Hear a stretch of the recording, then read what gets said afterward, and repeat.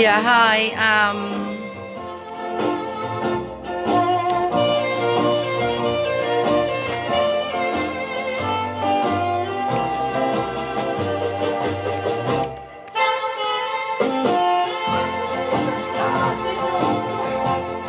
Yeah.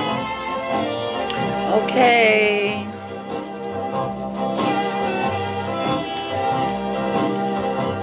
Um, yeah, maloi lelei.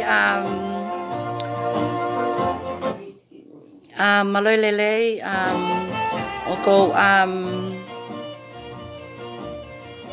io mahalo pe tau ki whakatonga Tau ki whakatonga he hafoua, pa tau te whakapalangi pe hafoua Koe laivi ko ni e hoa pe taha Hoa pe taha laivi ko ni. Ui ngā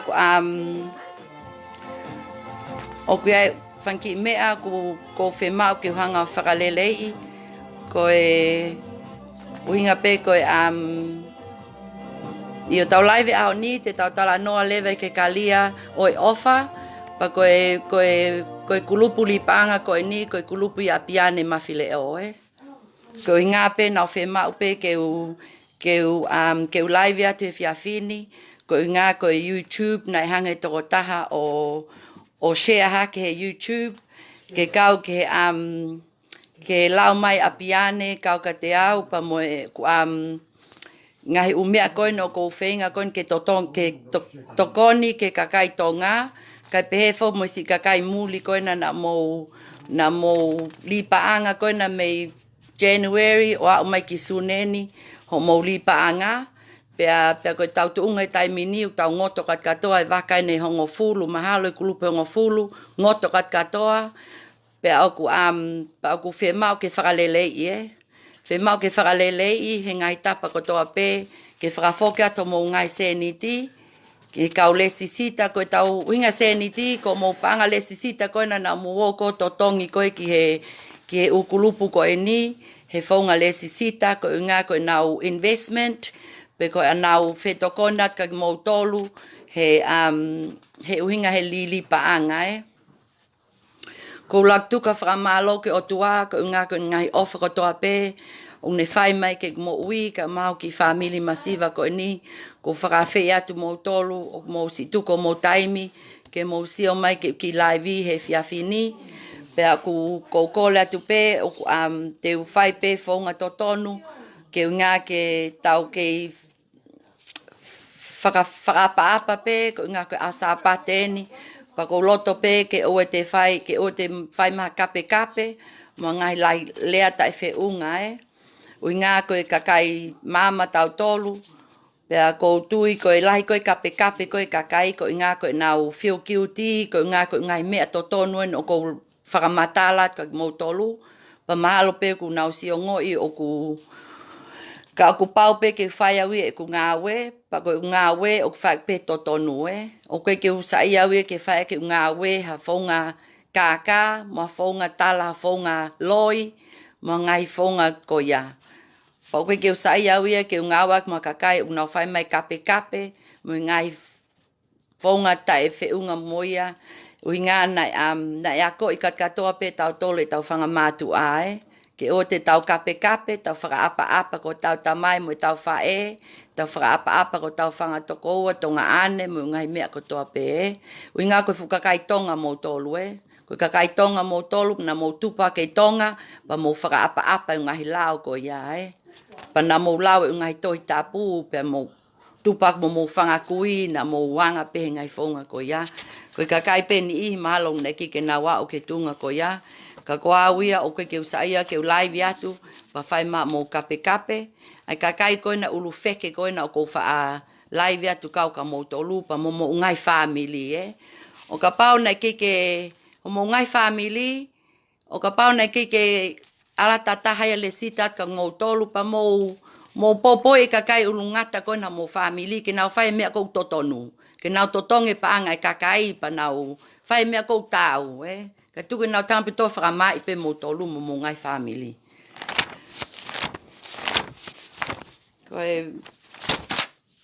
Koe ia.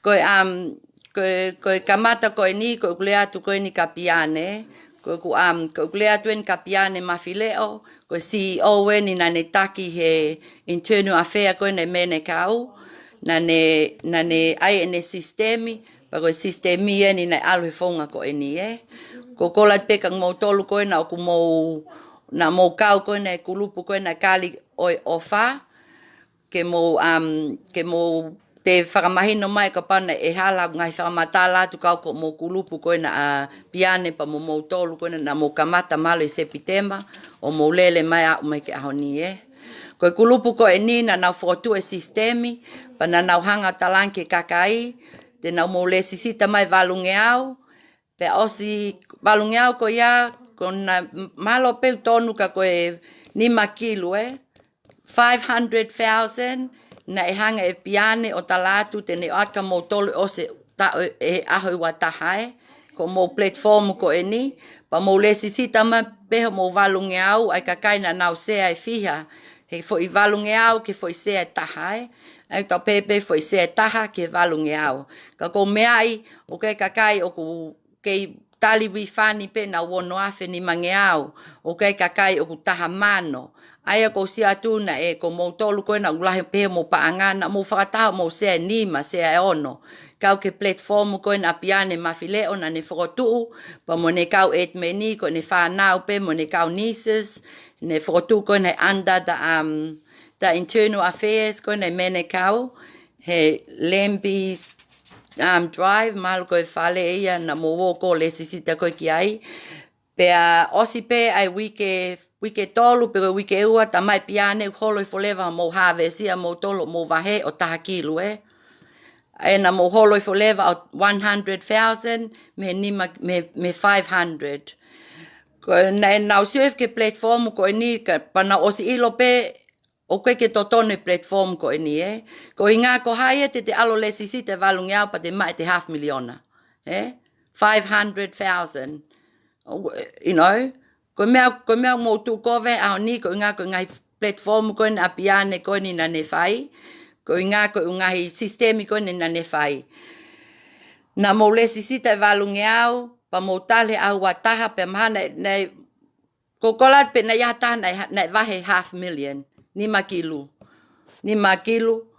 500,000 pe na yata mo kulupu na ate Bianni mo 500,000 ko mo ngai se ko ne le sita mai fo ngai valunga au osi pe ko yata ate Bianni te mo holo fo me ni me 500,000 o mo alo 100,000 o se wike tahai osi pe foi aho ia fa talatu leva Bianni ia mo tolu wafe pe te mo le sita pe valunga au pa mo mai tolu wafe ki sayang e tolu wafe ki sayang e tolu wafe nga tau si atu ko ate valunga au pa mo mai mo tolu wafe ko fu ni ma kilo mo ta kilo ko ni ke lava Bianni o totonga to mo me ko ia ai leva ko faile va faile leva ke fonga ko na Bianni mo ne lipanga na kumi KIAI ko hinga mena ne talatu ai ke mo le sita mai valunga au pa ne ai ngaahi fika ko ni ko nga ko ne fe mau ke hu mai KIAI ke toko LAHI pa te fai teli ai pe Bianni ha ne liliu mo sistemi fai teli ai pe Bianni mo ne fa nau pe te nau refani mo tolu pe te nau vahe mo tolu pe IKAI ko ngaahi fonga ni ko na ai perimeni ko ngaahi fonga na perimeni o heni pe nau sistemi te nau le sisita pe te nau ate foi paanga ke mo pehe te mo mao te mo invest ai o si pe ai fia pa na tole liliu pe na u sistemi na u li paanga ko ia ko hinga ko experiment pa ko hinga me ko ke ngofu ai perimeni ni silani ko ngai fonga ko ni nga e vahe pe KIAI o lunga pa ke vahe KIAI ko ilalo aya ko pehe pe ko foi fonga ko na ulau ko e vahe pe KIAI o lunga pe kai pe ke vahe KIAI lalo o tausio ko ngai aho ni aya na e vahe pe Bianni mo no family mo ne fanga friend ni maheni mo ne fa nau I o lunga pe mo kau vai haka ko na Bianni pe osi ko pa to ni fu toko malo ko toko tolunga a Bianni o ke tali vahe toko tolunga a Bianni o ke tali vahe he fonga he valunga le sisita tau angele ka Bianni ne ua kilo Ua kilu o kupau ke totongi koe ke kakai Ngā koe whamau pōpa tuia u kakai koe ni na nau launga mai kau ka koe Bianni Mafileo Ko ngā ko o si ilo ahoni ko sistemi o ke tatau pe me ka ulu feke koe na melehea pe mo. Liwa manu pe mo. Beautiful flower, princess of flower, Dolises. Mo ulu feke kat katoa pe ngā mo breakdown ni pe mo sistemi he fonga kaka Fonga kaka, fonga loi, mo ngai mea kotoa ko ya Pagu ko tau te foke atu pe ke ngai ki live ko he fiafini. Ko hinga ko ai ke ulea atu e totonu aku ke tali atu ngai kape ko na whai mai Bianni ka te au O ngai KAPEKAPE tai feunga nau alo ngau ane po pausio hifo ke tokotahana ne pe mai ka te au Tionly maloi ngau ka nau sio ho live he YouTube. He YouTube ko ngā nau si ho live ho whetokoni ke kakai tonga he whaunga koe ni ai kākā mo li pa anga. Pau pehe pe kwa mea awe e ku fo i video ke YouTube.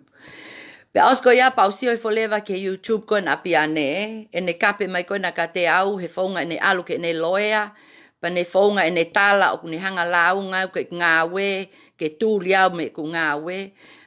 Tau ki ai pe ke mahino ngai mea ko e ni he koa Bianni Tau ki ai ange loea, tau kamata me loea Koe video koe na ngosio koe video a Bianni, o ku loia. O te kei ke tohi mai ai loea e kau lynch, ka te au, ngahi loea na koe na ke alu koe na tala koe na o live, o ku whai mai ngau e kau loea koe na ka te au Pa malo koe weekend ni e tolu ho live koe na.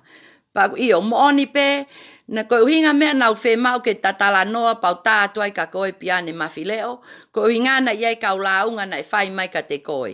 Pa koe mea nau whemau ai ke TALANOA maa ke TALANOA kau ke koe ha mea o ku launga mai ka kai koe ni kau ko o sistemi mo li paanga na e whai mene kau. Osi pe koe iako ke kape mai koe ka te au Osi pe koe iako ke kape mai koe ka te au pa ke hanko poloka au Hanko poloka mo telefoni. Ko inga pe ko ko inga ke hala ia Inga ke o si ilo pe o ke alu he whaunga kaka. Aia ko mahino ia e kakai o ku te ke o mai Bianni ia ha tohi loea pe ko e launga maha kau polisi kau ka te au o inga ko e ku tuu atu hona uta ka ulu feke ko e ni he Facebook o ki ai pe totonu ia aku. Iai pe totonu e kakai, ke nau tu ato mo ngai ulu tā he Facebook. Ko hama mo te i tau lai. Ko hama mo te i tau lai e mau tu ato mo ulu ai tā e fu ngai ulu feke ko mo tolu. Ke mo te i ta mai ka te au ko ha. Na mo ave paanga e kakai e fu ngā hala. Pero koe mea nau tu ato ai mo ngahi mata ulu feke ko e nā ke mo sio ko mo tāhe ako toa pe pa mo manatu ke ngahi mata ai kakai e tolu wafe ko ni New Zealandi na nato lesisita ka mo tolu mo manatu ileve ngahi mata e whangakui na ato lesisita ka mo tolu ngahi mata ngahi kakai poliona ato lesisita ka mo tolu koe mea koe ko hinga kai ke ko tu ato mo ngahi mata pa koe Pea koe te mea taha Bianni, o ku whaitelia pe koe, o kapau ke whelaunga, tuko ai whaunga koe na aku koe na fakamala'ala E ku launga koe na fakamala'ala koe ngā o ki ai pe totonu ia aku. Na launga ka melehea ke tuli me ne o top ni, ne company ko ia, koe uhinga koe ha. Koe uhinga ne totonu ke totongi mai melehea kua mano. Pa koe mea na whai ai koe ulaunga. Ko ai ke launga koe ke ku ngā we ko hano hinga. Nau toha ua mano ata, pe nau kai ha ua kilu ha kakai. Ko ai ke tā ke ku ngā we he whaunga ha. Whaunga ha ko ai ke tā ke ku ngā we o complain kau ka te au. O kapau ke ilo e lao, pa ke alo ki lau he lao, ke ilo totonu e lao. Pa ko te whai mea taha, o ke ualawia o whausiana ke comresi. O ko si ai pe siana ko no ingoa ko George Fraser. He comresi. O te alko tala ko alo whau holo u kakai ko no ngahi pule anga. Ui ngā koe fo i loi pe whau. Ko hame te alo ai o whau ai kakai. O ko whakapapa ke kakai ko ni. E nau ngau e whai he pule anga New Zealand ni Pa o te ke alo tala holo o ko whau holo e kakai ki alo invest. Koe mo ni o ku nau alu mo launga ai kulupu o mo u kulupu o ave ke komresi ka George Fraser pa mo ne kau ngā we ke nau whai e nau investigate mo tolu. Ko nau tolu e te nau whai koe ai investigate. Ok, ko a wia te whai investigate. Ko a wia mo i kakai koe ni o ngoto ko mo waka te mau complain. Te mau whai matoi launga ave leva ke commerce hange ko mo tolu o launga ke polisi, e ave leve polisi ke commerce. E ke ave ke immigration ni pe ave ka inland revenue. Te nau ave ko ngā koe money laundering. Nei whaunga he pa anga. Pa koe commerce Commission of New Zealand, koe kakai o nau tila mo kakai he money laundering. Ko aia ke tau mahi no, ka o ai mai piane hoki I vitio koe na o lau mai ka te au kau ke polisi. Ui ngā koe kakaia koe he komresi, o nau laka na te polisi. Koe kakai komresi koe kau detective. Koe kakai o private detective, pa kuike nau kano te polisi. Koe polisia ko atpe kofo I launga, ho lau ho alu ke polisi o nofai he ho wai wha. Ko hameo ke ala nofai he wai wha he polisi. Ko a hopo? Ke nofai fu ho wai wha whai o launga ke polisi. He fu toko wha e polisi. Ko hameo waisa taime polisi e nā to tanguta te toko wha e kau polisi ko ni o whanong ko launga. Ai fifine kai paanga, fifine loi, he whaunga he money laundering. Mo whanau, Mo ki whakaukange pe ka me tanguta ta kau polisi e toko wha o tali launga e fine motu a koen ko Bianni Mafileo. Tuko e loi pa tuko mio I hole kaka, pa tuko mio I hole lao, Tuko mio I hole lao, ui ngā uki ke, pa tuko tala o ke alu ke whangafu loia pe New Zealand ma mafa. Tuko alo totongi loiaka ke alo totongi kakai e nau paanga. Alo totongi kakai ko toko tahaine ko fu ono afi ni mangea wenu ne tu mai live. Alo totongi kakai mo na ono afi ni mangea ko na fine motu a ko na tu mai live. Tuko ai fe ulu ia ke pehe o ke fe hai ko ngā ke alo po kume kau loia lynch mo mea ko ia. So anko alpaku me amelia safi, ngā ko ki vi pe ake amelia safi mo mea. Ka ke alo ko kumi holo ngai loia mo ngai mea ko ia. Ke u loia, ngai loia mamafa New Zealand ni. O ku ilo kau loia ko fu money laundering ko O nau ilo ko fu flawed ko O ke ostalan ke kau polisi ko ni ho tuunga I New Zealand ni. Ne ke lesisita o kalia o ofa. Na kike ke totongi tax ke inland revenue. Na ke totongi tax ke inland revenue. Na tuha mo lesi sita o mo holisi. Na tuha mo lesi sita o mo holisi ke tala o mo lesi sita. Ho mo company ko na ko e kalia o ofa. Kike te alu holo mo ngai uhinga ko e namo. Pa tuko e kape mai ka te au Tuko kape mai ka te au, he keke kape ataka koe piane. He keke kape ataka koe ngā o kou lea tai mo oni. Koe mea o ke kape mai ai ka te au ko ngā o ke halaia. O ke halaia, because koe kakai kok whai kākā, mo kakai kok whai loi, koe nau mea pe whai te nau ita, pa te nau whakapo uli koe ngā koe tau tala tau tole mo oni.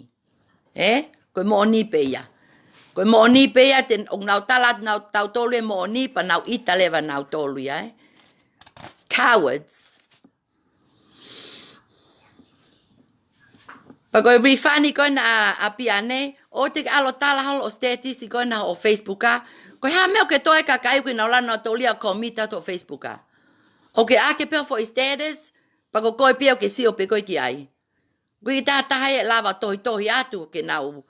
Pa ke tali mai si fehui si kakai koe na mo kup cheti mo ngahi mea koe na si kakai koe na ko awe ni o ko whai atu e tali atu mo mea koe na mo kulupu si kakai koe na viviri me ke na rifani Ko awe ni o ko e katu pe os mahu mo rifani pe IKAI mo mea. Mo wha ngā aue kau et meni koe na toko wha koe na mo whetakai koe taimi koe. Ko mo whai ngofu ai ho mo ai ho mo Facebook pa lele ho mo telefoni pa lele ho mo computer lele mo tohi panke mo ngai mea ko ia osi ko ia ke mo te fema mo tolu ke te hua te kakai ko ni mo na telefoni mo na ufe hu ia ka mo tolu ulo pe mata le sita mai kakai valunge au ke fai hava ia pa ko ko me ai ni ko ono afe fa ngea we toko taha.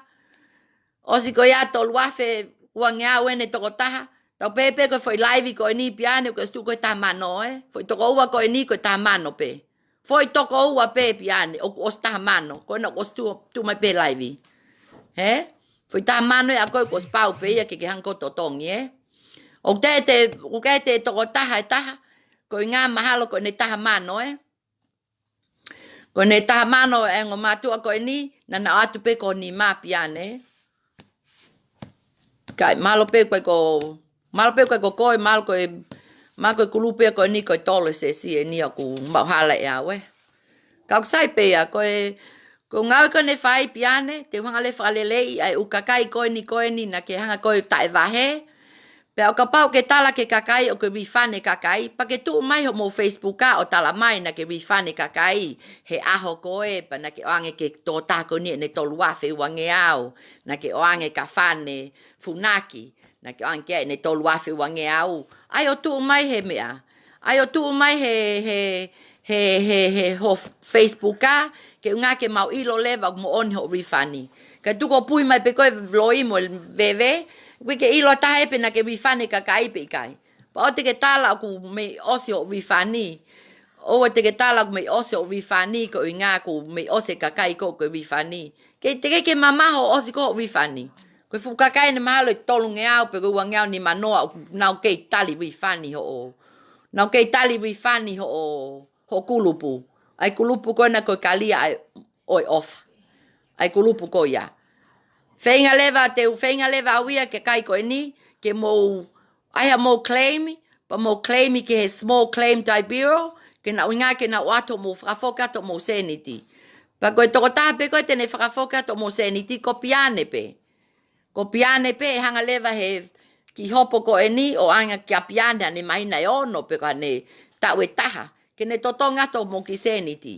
Ke ne tātā to mo ki seniti, pa ne ilo leva e whaunga ke ne whai, Moi fonga totonu ke ne whai.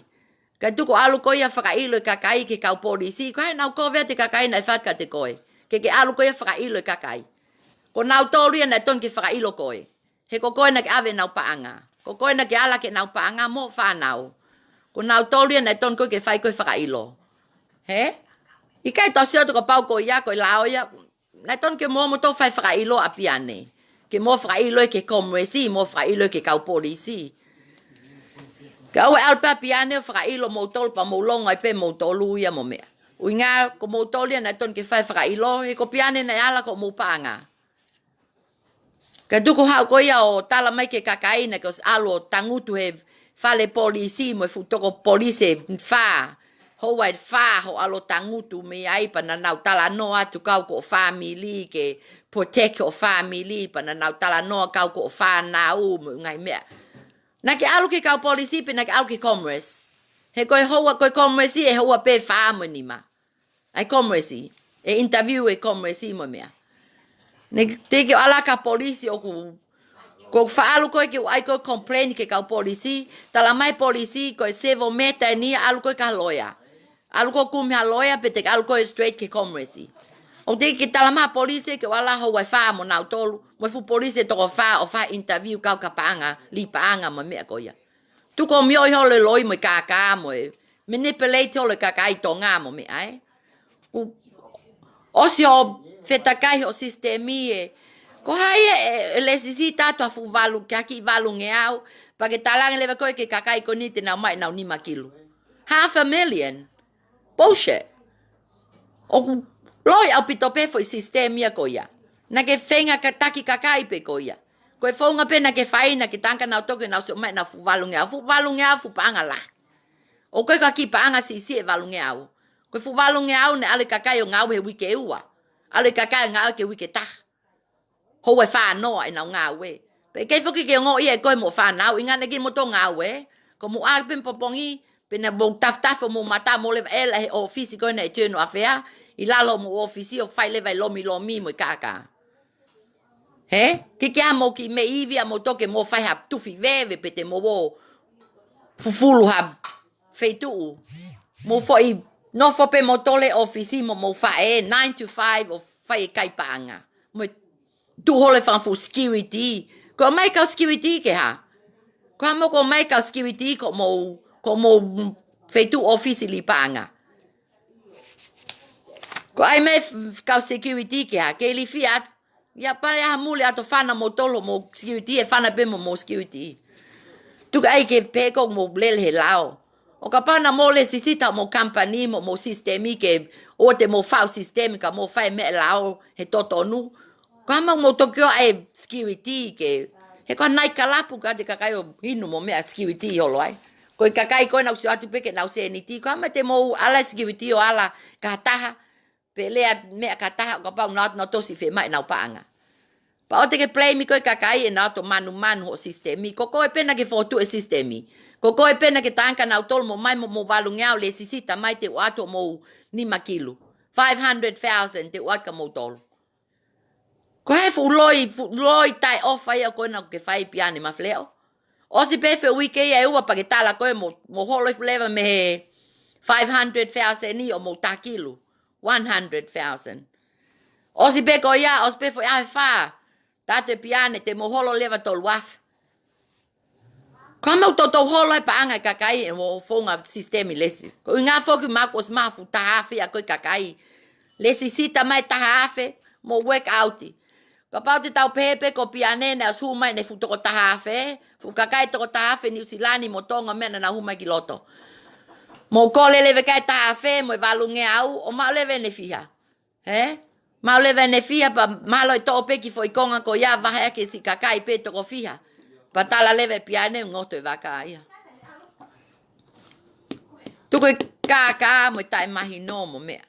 O ke pa o te ke te tamai ka au ke ulongo ngutu pa o te ke te lau mai ko family o te ke te lau mai ko family ko family kaka ko family KAPEKAPE ia. Ngan na mau tupa matoli kakai na tui o tua mo mau. Felo fa tonga ane mo fa faena na wako na KIAI ke o te KAPEKAPE pa o te ke te lea mai nga poto pe mo KAPEKAPE. Poto pe mo KAPEKAPE whakatonga, poto pe mo KAPEKAPE whakapalangi. Kui kia mea ki whai ngata. Pepe toko take KAPEKAPE, Ka koe ao ni. Koe ao ni ke kapeat ka koe, koe laive ne tu oua, koe pike kapeat taha. Ka ulu feke ko mautolu, te ke pike kapeat taka mautolu Koe lai tape, si pousa ke o mousio mai ki aipa osi. O ka pai pousa ka taha lai ta, te lele au ia te ala no mai me panke, pe te alo o fai maha ki feinga, ke toi lai ta ki lalo. Ka ko mautolu ka ulu feke whanoa koe na, o koe peke mokea mautolu O koe peke mokea mautolu ka pau sio mani ko mo ulai ta Ko inga koe ha? Ki mokea mautolu mo wanga pe mautolu. Mo wanga pe mautolu ia mo nofo mo online ni he mo wanga pe mautolu pa kui mokea mautolu mo sianga pe mautolu mo ui ko ia pa kui mo mautolu ka pau kapea te kakai ka mautolu mo kai pa anga. Foi natural pe, foi natural feeling pe ia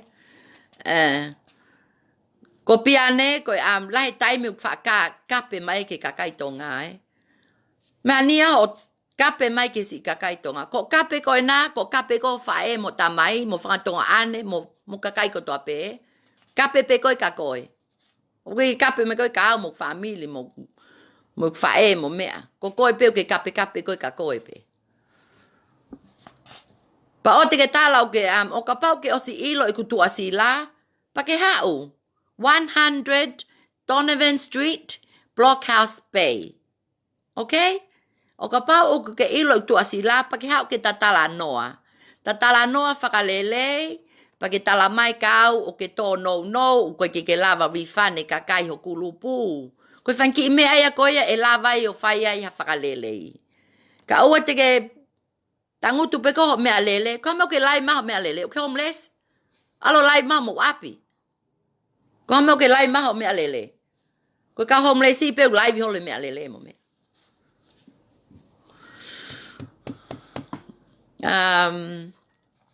Ko ia, pa ko te me taha. O ko ke nei ke tau fotu ta to li pan ko ni ke lau mai o ka kai tangata.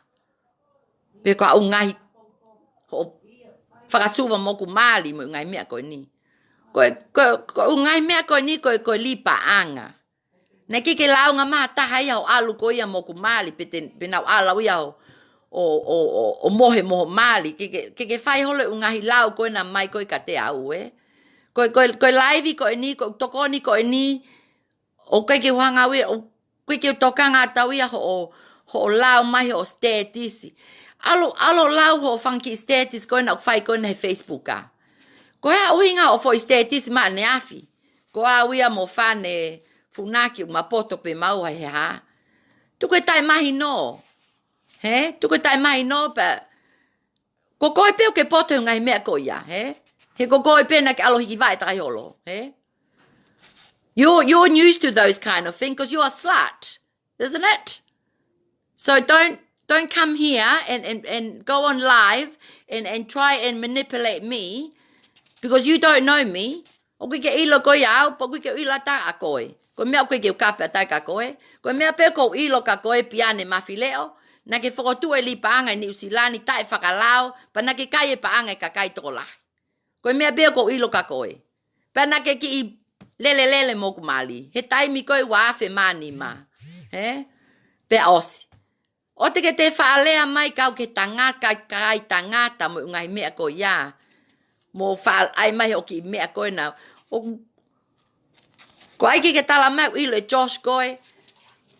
Hau koe eke ka Josh. Hau eke ka Josh pe une ilo koe. Ke tala mai koe au ke poto he a ko. Koe kakai koe o ku poto. Ko auen o ko osto e ku pepa. Mo e ku peni. Okay? I've got a book and I've got a pen in my hand. O koe ka vale ku au hange ko si lau mai ka te au. Pa koe peni koe ni te utohi leva i fika i komresi. Te utohi leva i ukakai koe na uke o na kai pa anga. Pa o te ke te whalea mai ke gloia Amelia Saf. Moni pe. Tala mai Amelia Safe, tala mai mo komresi, tala mai mo ukakai ko toa pe. Whai te ria pe mea ko tuha ke he ku page, he ku Facebooka. Ui ngā ko tuha ke ngai mea koe ke sio mani usilani mo tonga mo i kakai kona na mo kai e nau paanga, ke whangafu ulu feke ko mo tolu. Ke mo oa noa mo paanga, o whakatauha mo api. O whakatauha mo api ko e nā ke si totonga ke kakai. O whakatauha mo ngai whale koloa kona e kulupu tolo e sesi ke si totonga ke kakai. Tuko hai ho lo mo mea. Pakapau me apa mo kumea mo ngāu e hiva ke o ngāu e ngāu e tolu. Full time, part time, lele pehe ua ua wha ke totongi kakai. Ui ngana mo kai e nau iwi. Mo nofo pehe, mo nofo pehe last year pa mo aia mo whankili pa anga system loi. O si koa si kau mai kau Amerika mo i kau Australia. Si kau mai mo si kau tonga va mo hapai mo tonga tapu. Kau watu mo fukau New Zealand ko e ni. Ke mo la mo to fa mo me ai.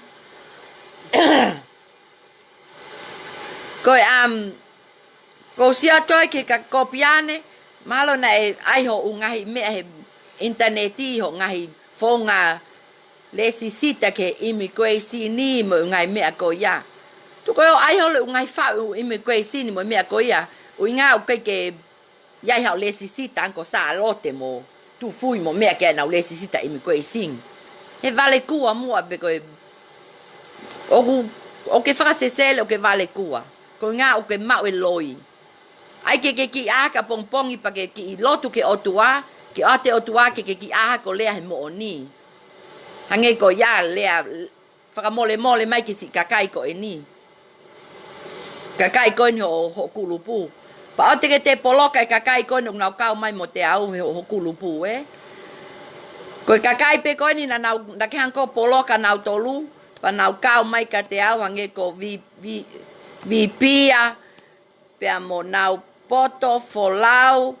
Pa mo fane funaki ko kakaya ko ya pa te fele pe mo kakaya ko mal pe no si mai ko ke live ka ko ki no si asi mai ka ko ngo pe ko ni na asi mai tu ko fa poloka pa tu ko fa ta ke kakaya Facebook ka pa kan ko ya to na to pa ki ya na te me na to na si lava na to yo o komite atu ka ko Facebook ka ai no ko O peni pe Facebook ka ke hu mai to ta ko to ape. Ai kakai o koe ke mahene mo nau tolu. Koe fu kakai ene mahalo e tolu ngeau ko hu mai ke Facebook ka. Pa wai taimi te ki ilifia pe te e te kakai ko ni ke te Facebook ka nga te sia tu nau. Koe ke na hu mai me nau hingoa totonu ka nge ko lau. O mai ai pe no fai pe Facebook ka mo fake name mi kakai ko ya. Kai tuku hanga o lau mai ka vai pia mo ngai kakai ko ya pa ke tuku hanga to nau tolu ki tua mo kulupu o te ke pe wi fiati kakai ka koi Bianni Mafileo ko nga ko ha ko ke family mo ha tu I o whatever o ke pe ha tu I no KAPEKAPE mai ko kakai ko o family mo tu I o na fa longo pa na fa apa ko ai ke tala mai o ke kau ke family mo tu I mo me ko kia family es capaz si tu I ho foi KAPEKAPE mai ko na ka te au te ke pe popo tu I ko no ko ke kau mai familia tu I mo ngai me ko ni ke tau me ko me politike ni patoa mo ngai me ko ni ko tau la ta to ke kau lipa anga ko ke kau mai kau patoa mo ngai me ko ni heni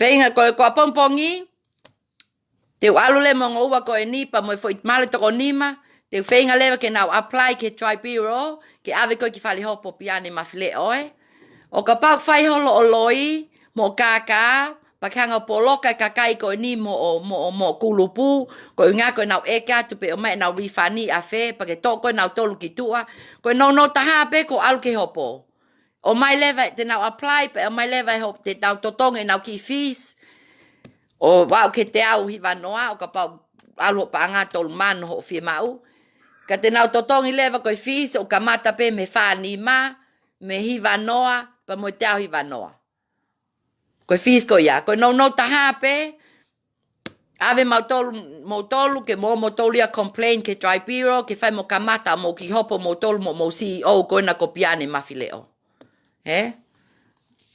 pe mo tuku leva mo launga ke ave leva ke komresi ke te alu mo Bianni Mafileo mo ne whanau interview mo komresi pe te nau tali leva foi taimi ke mai komresi ke nau hopo te tau leva hopo mo nau tolo tau si o leva ke ka ulufeke ko ni he ungai kulupu ko ni pe ko hai nau me fai ko tau mea pe ko tau mea tau alu pe lao pa o te kai ki ka tau ko ai ki ka tau ka no hinga ko vet ka te ko he ka Bianni o ke ilo kai lao pe kai ha o tau ka ta ke polisi ke frahua pe ko ave pe ko me fale polisi ke komresi ki prison okay o pa ke ha mo fanki lawyer ko na ko lynch o dige email ma taia o complain mai ka te au ke o te live at ko ha me ke tala ke kakai o ke te live at Tionly ko inga ko o atu e ku tohi me lawyer e ka ai lynch ko tala ko ke kakai ko ha me ko fa te au ni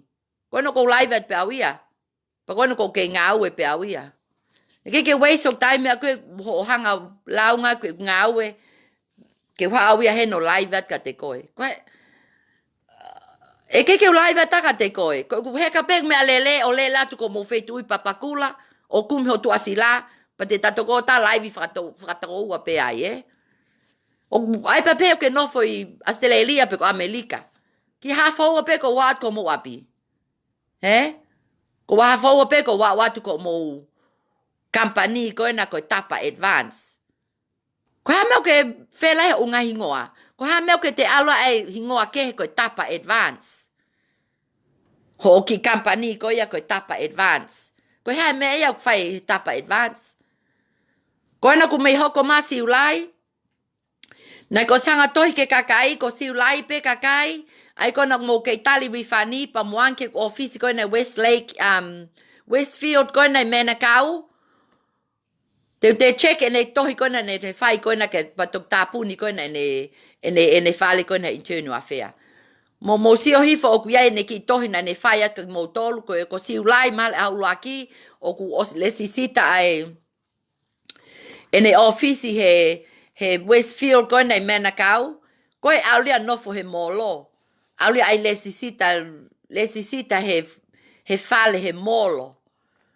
Tuke uluhai I, ke kalo lesisita o fale koloa he molo, ke totonge uafe wike mo miau ke lava totonge kakai kono ke on man ka nau tolu. Bak alo lisa fale malolo ke alo fai hau lipanga mo faila. Fatupu matalili. Talamai eia koe aha ulaki peo siulai, kono be yof me au siulai. Tohi mai leva o te loi ke kakai, o talamai o na ke lava I lisi ia ko inga na ke mau mai a lesisita mo ha. Tuko o ai kakai ke nau, kapana ke aha gleo, ke toko ni ate kakai ko ni esi lipa anga ko ne kulupu toko ngofulu kakai tolu afe. Te mo fie te mo fie fan fu ngata ko ina. Hange ko liwa manu mo otu ko ia. Te mo fie unga ke kata ke le atu. Ke kata ke alo whakailo mo tolu ke komresi. He? Ke kata ke lava tu atu mo ulai tahe Facebook ka. O ke wiri fia taka mo tolu, Koe ke wiri fia taka mo tolu. Little bit. Alright? Koe kakai kone ka ulu feke ko ena. O nau longo pe nau tolu, O nau sio mai peke nau whanki tāpa nau longo. Nau ki hoha he taimi koe. Ka kou sio te taimi ni o longo pe a liwa manu. Longo pe a melehea. Longo pe a Francis Hasten o Princess of Flower, Beautiful Flower. Sophie, Dolases. Melia Meilangi. Ko koe pe Bianni Mafileo ko ke I huholo, Ko koe peo ke huholo mo tae mahi no, ui ngā malo peo ke o ngoi, o e teke palo palema mo whanki whanau fifine ko e ni, Pa owa teke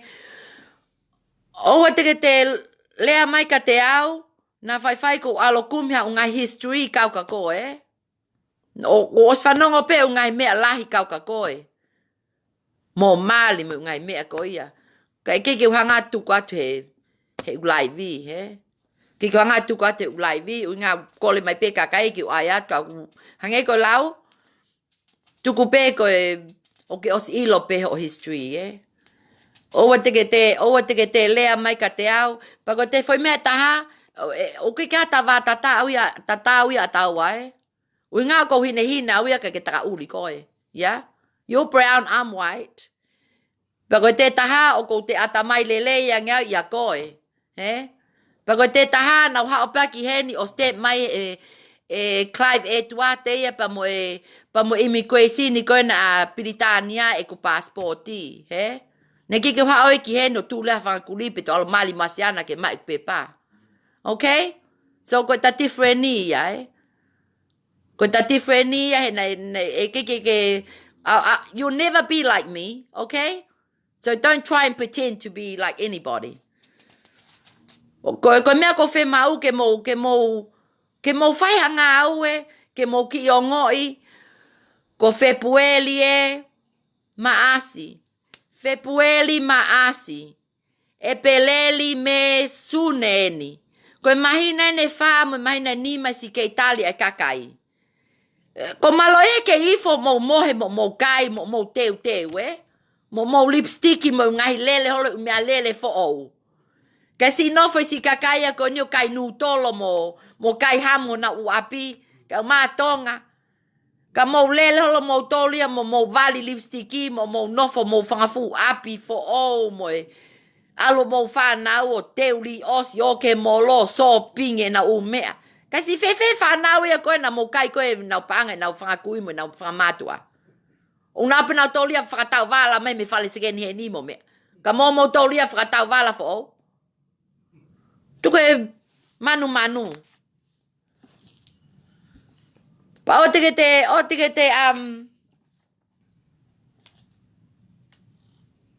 koia. O teke te lau mai ha live, pe teke te tu mai ha live I he u aho mai ko e ni kau kai tangata, Ui ngā ko koe peo ke anga ka kai tangata. Ko koe peo ke anga ka kai tangata, pa ko koe peo na ke whetakai mo ka kai tangata e whiange au mo mea. Koe ke kau mai kakai tangata ia he tau ngai talanoa koe kau ke lipa anga. Mo ngai mea ko ia.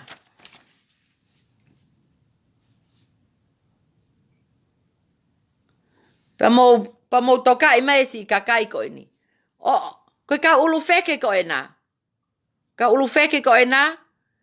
Aina fai ko avo mo ngai ta o whakapipi ke he tū koe na New Zealandi. Ke mo wo nofo ai mo ngai lai ta. Ke ngā ke mō pō nofo mo i kau monkey, mo i kau elefani mo mea.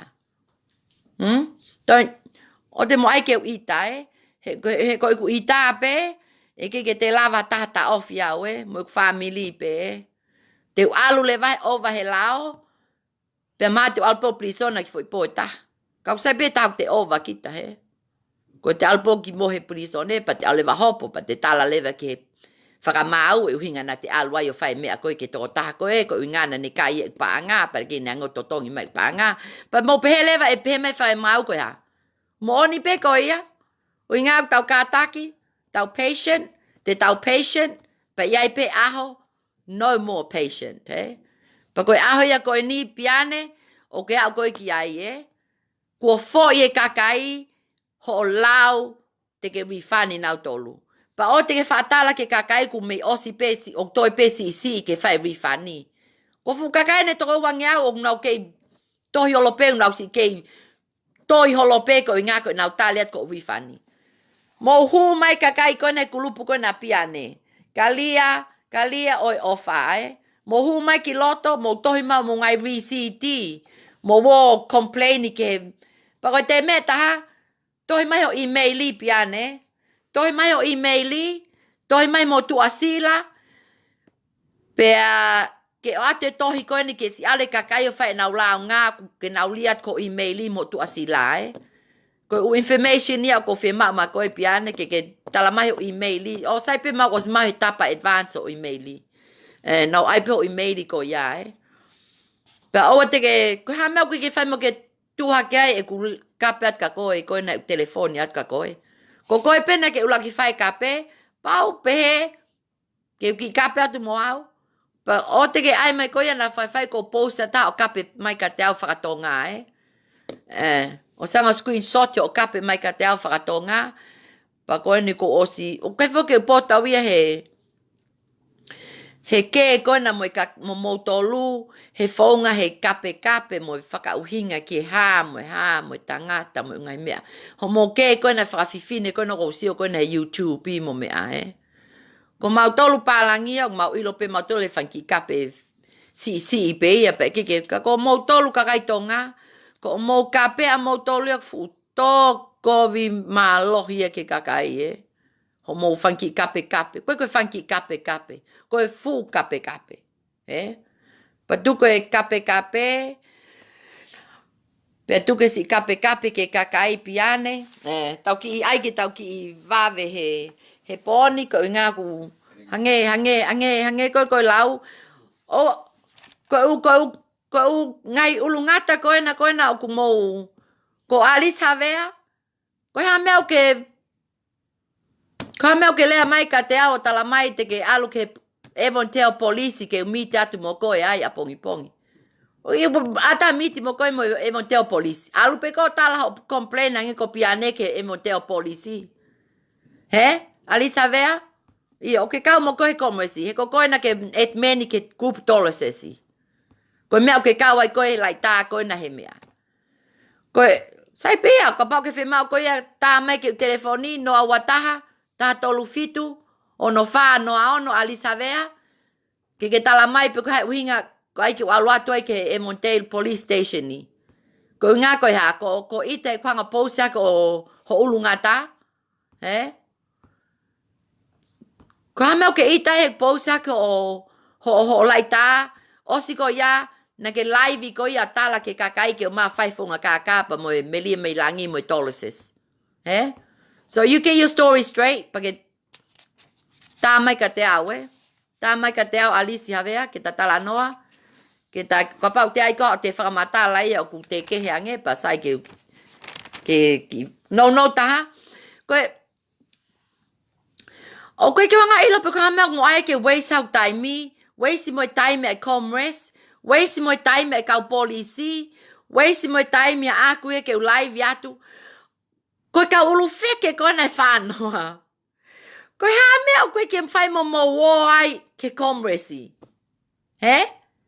O ka pau mo ilog mo totonu, na ke mo whai mo tola kai paanga ha taha, pena mo sai pe mo tolu. Koe haa mea o koe ke whai mo ai o wha launga ke commerce o tala o launga i au. Koe ngāna ke u. Koe ngā wea koe ko e ni, o koe ke ape nau kawa tu ko mo kulupu. He? O koe ke au ngā koe kulupu pe ia a liwa manu, pa mo kulupu a lele vave nau kawa i He? Nai mole kua manu he kulupu a lele vave. Pa koe mea nau pehe ai, pa nai mole se ni te kulupu a liwa manu, pa nau whai lau ngai fepueli. Koe mea ko asa koe commerce Pa alo tu pe tai mia ngoto mo lele vave ia. Alo pe tai mia ko whanonga ku ngoto mo kulupu tol sesi. Alo pe tai mi ko whanong ngoto mo kulupu a Bianni Mafileo. Alo pe tai launga mai kakai ko beautiful flower. Princess of flower. O ke wei sau taimi ke alo o whakasio holo mo ngai kulupu. Koe kakai ni he tau community o ku nau launga mai ka te au. Kau ka moutolu. O kai ko si family o fai mai launga. Koe kakai na mo wanga lipa anga ka moutolu pa mo tuku moutolu nau tu noa. He mahina e whako ni mo to nau tolu mo ngai kulupu. O ka pai ia ta e lea ta e whiunga mo whekumi atu ka moutolu. Hane uvi fani. Koe ha mea mo toi kakai O ku mo futai mahino au pito. Pa tuku tai o wha. Mo wo. Koe wike kaha u wikeni. Mo wo wha mo ngau e koksai Mo ai kakai ke fia ki whahinga. Mo anke kakai hanau ki wifani. Ko te mea taha mo kole whakamole mai ke si kakai koe ni o kunau si kei tali vahe. Ui ngā koe tonga koe, ka ulu feke koe nā, mo tonga mautolu. O koe koe kau muli. Ka koe kau muli koe nei kau mai ko mo uli pā ngā, o koe ko ngā ilo mahalo ko nau tolu e te nau. O keke mau tama tō whakamole mautolu. O ko whaka ofa ia, he ku whainga, ke whai mo kole whakamole mai, ka tau whaiha mea toko ni i community koe ni usilani. Ka ku mea pango pe, o koe ke mo we mai mo tolu ia. Me le hea ia, lahi ange ne langa ulua, ne mai koe ni mo alu ki whale maki. Pako hei mis hea ia, lahi ange ne wha container na ki awe ki hapai. Pako piane ia, lahi ange ne alo na ia o live holo no mali ne langa koe na whaafai holo mo mea. O whai ngau e uksai. O wha ngau e uksai, o wha ngau totonu, o wha ngau e ke mai, o wha mo toko ni. E ke te hanga ia, o e ke te toko ni haka kai ho mo ngai kulupuha nau tono noha whange paanga Ko hai mo tolu ki hau ia o toko net ke kakai na mo kai mo tonu nau paanga.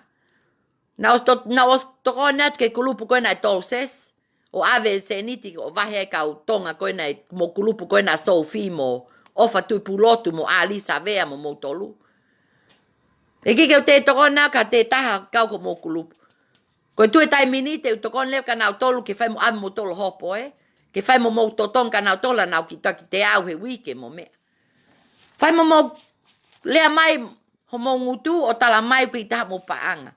O koe ke tu iau koe ki ha mo paanga. O mo to tanu e paanga. O mo tanu e paanga mala fuluo. Pa malo mo o whae paanga mo toi pankeha mo famili mo me.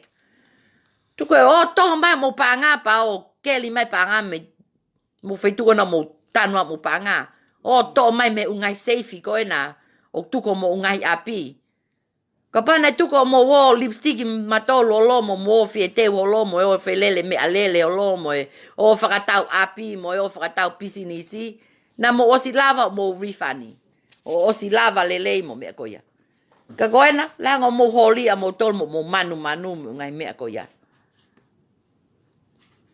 O te mo te aike o te mo te aike te live atu o te lawa te ngai mea koe ni tau lele pe mea tatawai pe. Mea tatawai pe. Pe mo e timpai ni Kau mo wahe tai mai no. Se one havasi pa mo sesi tonga pa mo kina. Kai peke mo ko fakaamu ke fai mo ose mea ko ni Ko fakaamu ke fai mo hawe komo si o ave mo tolu ke feitu tonu ke mo ia ika ngaka mau fe mali e mau tolu ia. Fe mali e kau li pa anga ia fe mali e mo kakai ia mo mea ko toa pe. Ka aku iyo koe ki mea pe taha. Koe tau tue tai mini o si hene fifine koe na lalotonga koe na ko pa breadwinner.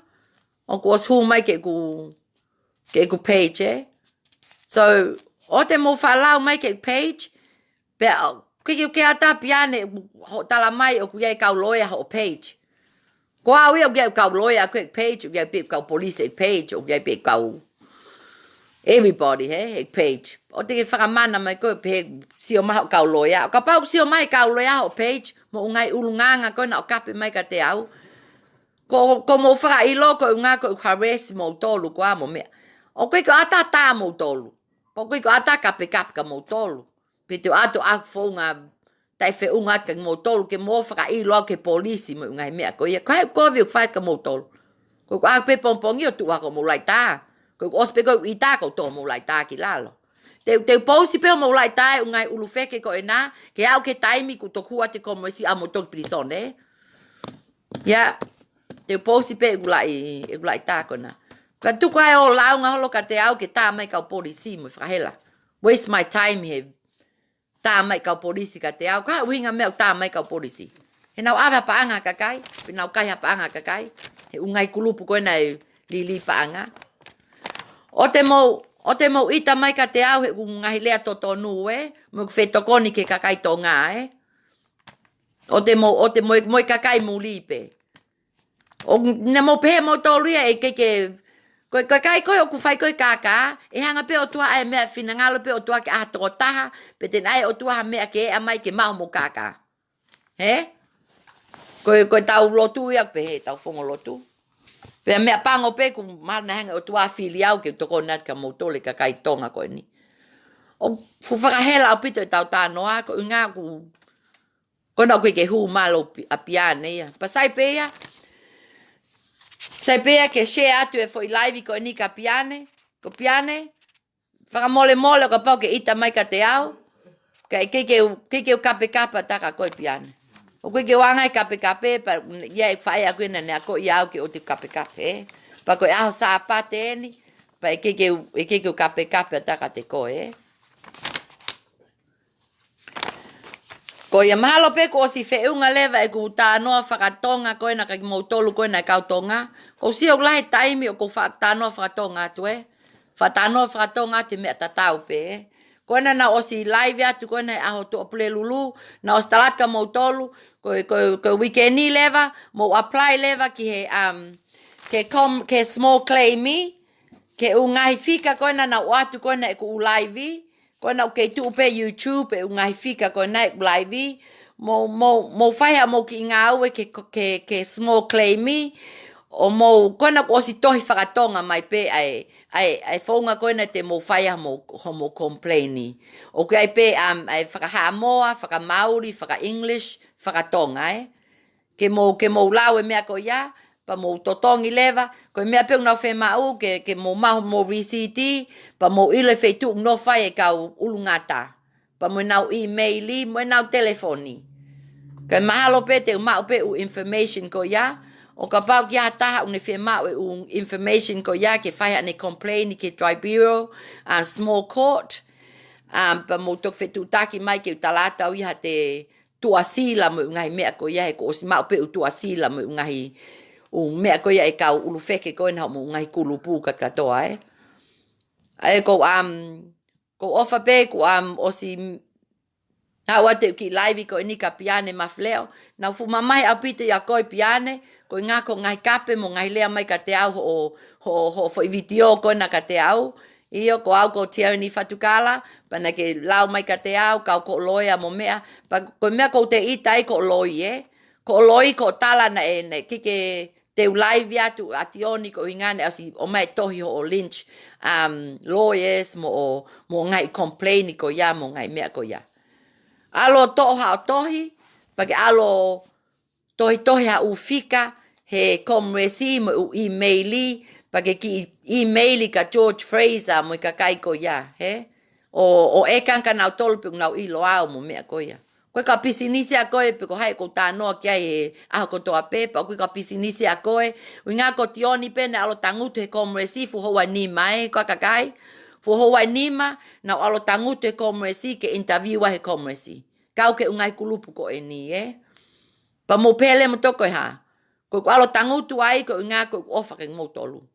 Koe ofa ke ngau tolu, he hange kakai ko ni o kai ho mo paanga.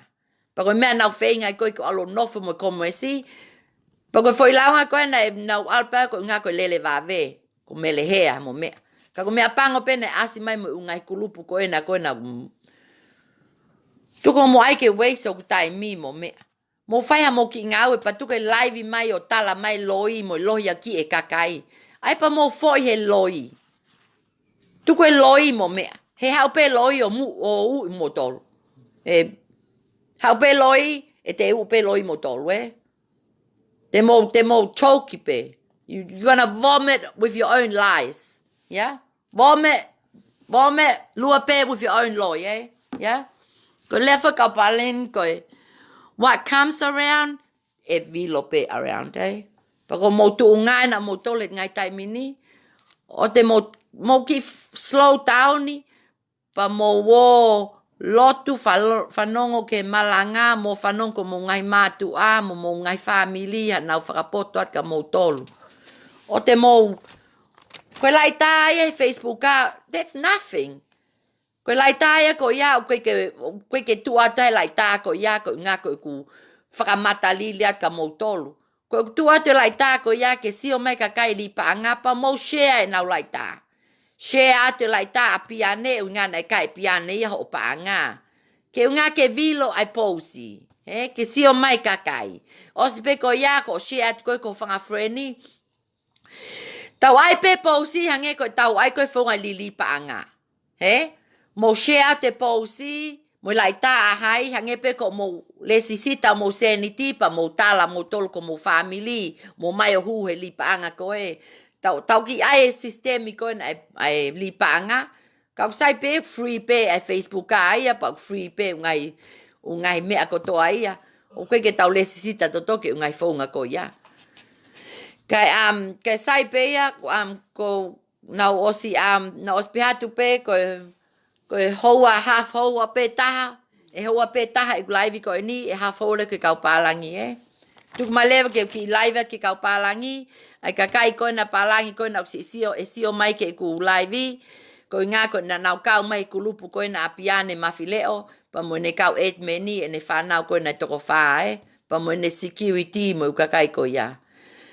Ko ofalai at ka mo tolu of ke mo maha wike lelei, wike fiefia, mo wike oku fonu kles ia, ko kole atu ai pe ke mo o te mo ngalo iau mo ngai lotu.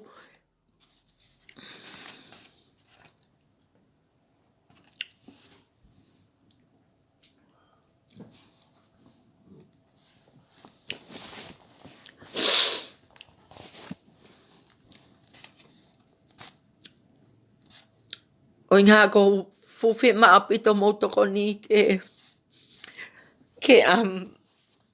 toko ni e ngāhi whaunga kākā koe ne kakai koe ni. Ka koe ko fakama'ala'ala to mo ngai lotu ko toa pe. O ngā ko ilo pe ko mai pe o tua e nonga mo e whemali ka te au. Pa o mai o tua e ngahi lea ke u lea aki. Pa mo ngai lea ke o te lea aki. Pa ko whawhitai mo fakama'ala'ala. Ko ngā o kau mai o tua he ngai laivi ko toa pe. Mo mai iwi ka te au mo ki family. Ko ngāwi ko ni o ka ngāwi whai ngofua. Ko ngā koe fukakai ene whiangi au. Na nau si ngoto he ngai waka. He lili paanga fo ngai periment in Usilani. Pa koe mea pango pe na e alo kakai tonga ko e ni o si kau he kau lili ko e ni. Ko ngā pe ko te kumia ka hau lelei. Ko nau whanki I whamili. Pero mea pango pe ko hangai kau tonga ko ni. O to'o ai whainga maalie ko ngā. Ko ngā ko nau hanga fakamatala.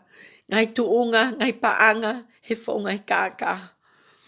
Pako mea wawai kau tonga ko ina mautolu ni isilani. Kau mātonga. He ngai palo palema ko ina mautua I ni isilani taimini. Pa malo ko ki kulupu pe taha toki tupe. O ke faile lipa anga. Ko kola tu ke kakai tonga. O te mo te o kau hali lipa anga. Pakapau mo ilo ha kakai o nau ke faile lipa anga. I ni isilani. Pa mo contact mai ka te au. Ke unga ke kau nau hi ngaahi lisi ko ena ai kau li lipa anga. Mo wope mo tolo tuko mo paanga He panke. E maluangi mo tuke paanga. Ko ena koe fukulupu ena ngo fulu ko nau ngoto. E ke ya kulupu ia e tu lelei he peremeni. Koe peremeni koe kumi kakai. Pakapai ke kia kakai e hu mai o lesisita mo mea. E ke kia paanga ke vahe ak mo tolo. He? Pakoe lesisita o ke ata mo koloa mo mea. Blakanga mo to whakatau ha mo mea lele. Mo to whakatau ha mo koloa whakatonga. Ai ako mo paanga. Ko ngā e o ato mo paanga e o maha mo koloa whakatonga. Mo ngai mea ko ia. Ko kole atu kang mo tolu koe nau kei kau he ungai lili koe nau kei lele taimini. Mo ofa mai ke si kakai koe ni mau tolu na mole mau paanga. Pa mo si kakai koe na ke vahe mai kakai koe ni whaungai peremeni mo whaungai loi pa mo whaungai ulili paanga loi. Ui ngāna o fakamamahe au pito e ku sio at ke fukakai tonga koe e nau whai whaunga koe ia. E nau nofo pe last year pa mo January o nau nofo pe o nau api os koe au nau tānaki leva e nau whamiri ke o maa whai e ungawe koe ni. Ke iai toko taha ke ne CEO tānaki mai fo I toko wha ke meni pa nau kau leva mo nau whamiri mo nau whanga freni he vahe mo osi ilo pe pota. Nai tu mai pe hingoa ia e kakai pe ia na mo vivili ai mau kulupu e lele vave. Peko hame o tau vahe ai kakai koe ni ko fe ia ai hingoa ia ai si kakai koe no ngoto koe ne taimini melehea. He?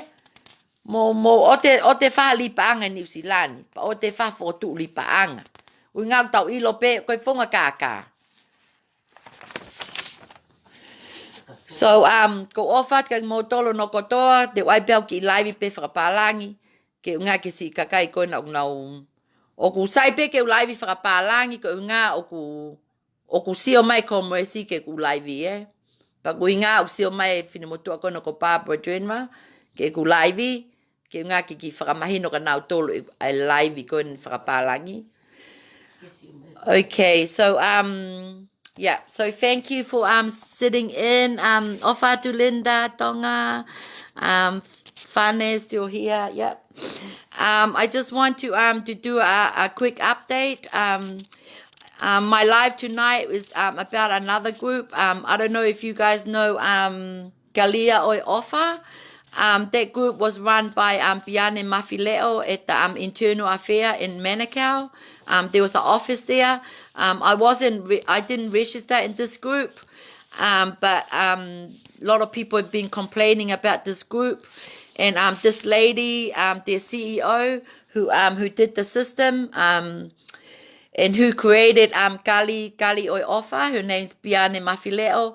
She did a YouTube on me, a live video, trying to say things about trying to get lawyers on me, and trying to make complaint to the police of what I'm doing, of putting their pictures on Facebook, but you all know why I put it up on Facebook. I want to put up their pictures for awareness so that everybody know who we're dealing with, so that nobody will go and give them any more money. So this lady, Bianni Mafileo, she's one of Galia Oi Ofa. So if anybody's here is with that group, Bianni Mafileo, Galia Oi Ofa, you can message me and you can make a claim with small claim. If Bianni Mafileo owes you any money, you can make a claim, come forward, Don't worry about any misinformation that she's giving you on her Facebook. I know she's not answering her phone anymore. I know she's not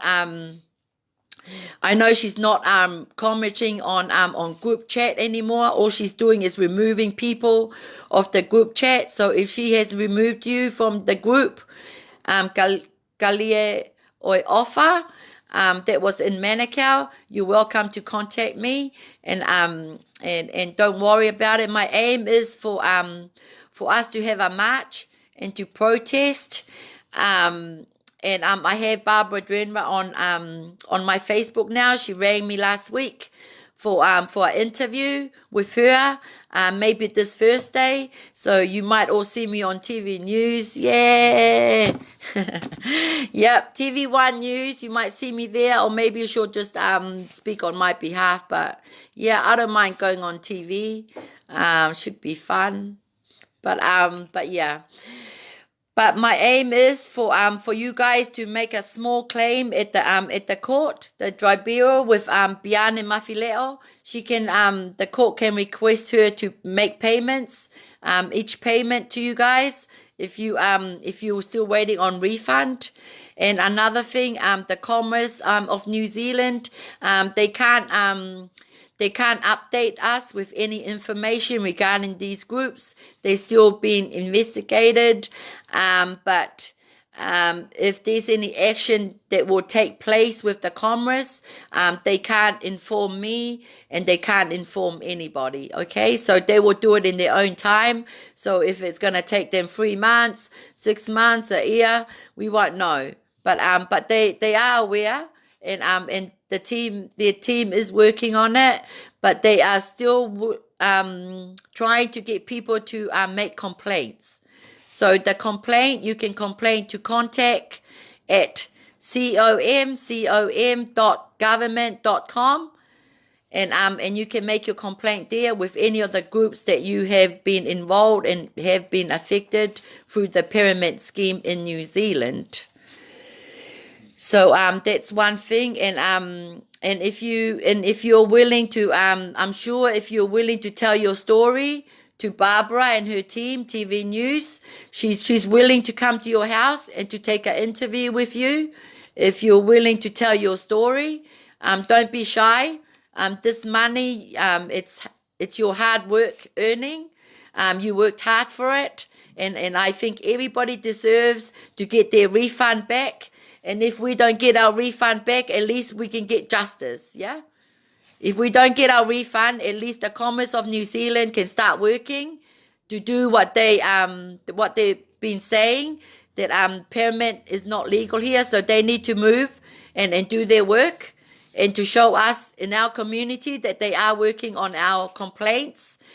Don't just leave our complaints in their little box. Take it out and look at it and apply to all the complaints that's going forward to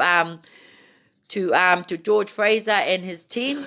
And yeah, and I want everybody to know that I did go and complain to the Commerce of New Zealand. I didn't make these people's names up. And I do have a lawyer, Amelia Saf. And yeah, so I am working with it. I mean, I'm working, my first complaint, as you all know, the Liwa Manu, Sam Dinilau, yeah, is watching. Yeah, you know, Sam. We had our first complaint in February for Liwa Manu LM2. He promised us to give us 300 each register, and he hasn't done it yet. But yeah, I got receipt book for him. That's the evidence, videos of Liwa Manu. But yeah, we all need to just work on that and stop telling people that I stole people's money, these Tongans. They're telling people that I took money from Liwa Manu and things like that. All I did was Liwa Manu will sign you up for the register, for the 300, and signed you up for that contract. I wasn't an admin or anything. We all had a meeting. Everybody agreed, right? But yeah, we don't want to... I want everybody to be positive and not negative. I want everybody to be strong and stand up for your rights and speak the truth. You know, the truth will let us all be free. You know, if these hypocrites and these cowards who's been setting up system, all these Tongan people, I'm so ashamed. I'm so disgraced with these Tongan brother and sister of mine that have set up all these platforms. And for all you guys to come and believe what they were setting up under investment and things like that. So I'm so ashamed that we had to go through these things with these Tongans. Fakama ke kakai muli. Mo ulungang au fai. But yeah, so yeah, we're gonna take it a little bit at a time. We have to have patience. So yeah, so that's all I can do. We have to have patience. We have to work with the commerce, and just go by the law. I don't want anybody to go and do anything bad to anybody regarding Liwa Manu, James. But yeah, I know my group, Liwa Manu's group, was the first group that I joined, and that was the first group that I made my complaint. And unfortunately, lelei came in too. Lelei, I lost 20,000 from them, but that's okay. Thank you for all your support, all these non-Tongans who's been affected with the Pyramid scheme. But let's just keep hoping for a better tomorrow. I'm gonna do my best and work with all of you. Just don't anyone attack me or arrest me or put me to jail. But, you know, if it needs to be, then yeah, I guess I can take it. But yeah, so I've covered the Tongans and I've covered you guys, and that was just a little live. I did one before. I've got somebody sharing my live on YouTube, so you can pick up my live. I think the person is it Kai Uto? Yeah, somebody sharing my my live on YouTube, which that's okay. Sai pe share live he YouTube maloi si tokone to tako ya and si share ha ke live he YouTube ke si o mai KAPEKAPE. I like it when I see my post and people are sharing my post and putting all those snakeheads up on their pages. Yeah, share my post. Mo share posi a pongi pongi mo toi lai tai to tana na whamamai I mo to luong na ke tali ke mo anga mo share ha ke nga ko totonu pe. O ai ke now, yeah, share my live and what I'm aiming for. I'm aiming to get justice, and I'm aiming for everybody to get refund if they can, and if not, we're gonna have either one, but we're not gonna have nothing. We're not gonna have justice, and we're not gonna have refund returned to us. We need to get one so that we can have closure and so that we can have a peace of mind. Ko tau whemau ke tau whainga ko eni ke tau I kuna ha me etaha. Pero tau I kuna refund. Pero tau I kuna ai kakai ko ni ke na wo ki hopo, ke fale hopo o nau ilo o na ia enau hala ia enau mea nai whai. Koe mea ua ko whemau. O ke whemau ke hange komresi o tuku ke tau tue noa, o ke nau tokanga mai ke tau launga koe nuk whai.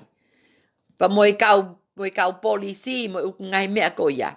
Pa ko whemau ke kakaitonga koe na ulu ngata ko ena ke mo ki, you know, say sorry to the people that you took money from, you know. These are all the people's hard work. All these non-Tongans, Niuean, Samoan people, Maori people, Rarotongan people, they all deserve the truth from you, all of you Tongans. Mo tala ke kau mo li totonu. Ka tuko mo loya ki e kau tonga pa mo te loya ki mo kau mo li. Fakama. You know, tell that we deserve the truth. We want the truth and we want our money back and we want a refund. And if I don't get my 20,000 back, I'm fine. But at least I know Melahair is in for justice. At least I know she's gonna do time for her platform, for her system. Okay? Please, ai kakai kona ulufeke. Mo ofa kisi kakai muli. Mo tala ka nau tole mo oni. Mo kole whakamole mole kag nau tolu. Mo kole whakamole mole mai kag mau tolu. Mo whai ha mea, ka tuko e loi pa mo e always telling lies, manipulating us each day, coming on live and swearing at me. I've done nothing to you guys, you know?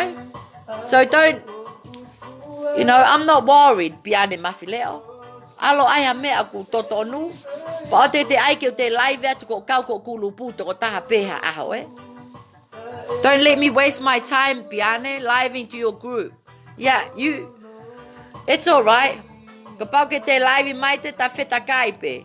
Te ta fekau'aki mo koe Bianni mo ka ulu feke ko na mo tai mahi no. Ka aho e a mo tok prisone. Okay, I appreciate all you watching tonight. Fakama'ala'ala kag mo tolu kau tonga o tuko mo taimi ke mo sio mai ke ki live he fiafini ko pepe ku feunga e tau ki live he fiafini pa ko tuipe ke mo ki tokanga mo ki be aware pyramid schemes not legal in New Zealand, and don't waste any more money. And if you know a group that's involved in pyramid scheme and it's still going and they still registering people in, please let me know so I can put them in my list and report them to the Commerce. Yeah? I know there's only one group here, Toki Tupe. That's the only group that's running. But if you know any more groups, kapau mo ila o te kulupu ko Toki Tupe ko ila o te keke nau ngoto i New Zealand. Pa mo contact mai ka tau ke talai kulupu ko ya. He koe ke tau te whemau ke ta ofe kulupu e ngofulu ko ni ka te hoko ata foi kulupu e nima. Ui ngā e lele mai ka kai koe me kulupu e ngofulu ko ni o te ole sisita e kulupu ko e. O te whahalipa anga. Ko tonga e nau ke te whahalipa anga mo ngai mea ko ya. Ka koe iyo. So everybody have a good week. Enjoy your week. Keep working hard. Keep believing in the truth. Let our voice out. You know, tau o mai ki tau ai tau le o ke tau lue, ke tau laka. O ngā koe mea whinangale o tua ke tau whai. O whinangale o tua ke tau whai o ngai mea totonu. Whinangale o tua ke tau whai o ngai mea e mau ake o wha. Moi melino, mo ngai mea ko ya. Ka ua te tau whai tō ngai mea ko Bianni o KAPEKAPE mo ngai mea koe na ka uru wheke koe nau whai kāka e kau tō ngā mo me. Tuko o KAKAI kau tonga, mo kau muli. Na tau mai pe mei tonga koe whanua lotu mo whanua ofa tonga. Mo mai ki heno tok hai o mo ki su e te mo whe mea holo mo me. Ka koe iyo, ai koe toki tupe whenga koe ke o te mo ngoto. Ko mo tue tai mine toki tupe o mo kau pe periment, O mo kau pe ofa salil pa mo ana whanua mo et meni. O mo ke kau pe peri meni. Kau sai pe. O sai pe au mo hingoa ke Commerce, Mo vahe pe mo kakai pa mo. Ko sio pe koe ko mo waka me ngoto pa mo refund kakai. Ko foi mea pe te mo hao mo ai ofa pa mo. O te mo ai toki tupe ke whanonga to mo tai vahe kakai, Mo vahe kakai ho mo fonga sistemi, pa mo ai fonga totonu ho mo platform mo ngai mea ko ya Ai piketi ko na ko tilila or whatever her name is. Okay, thank you everyone.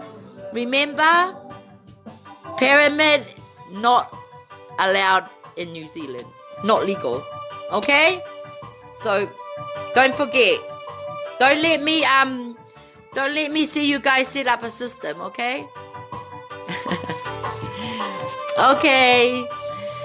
Good night, everyone. Love you all.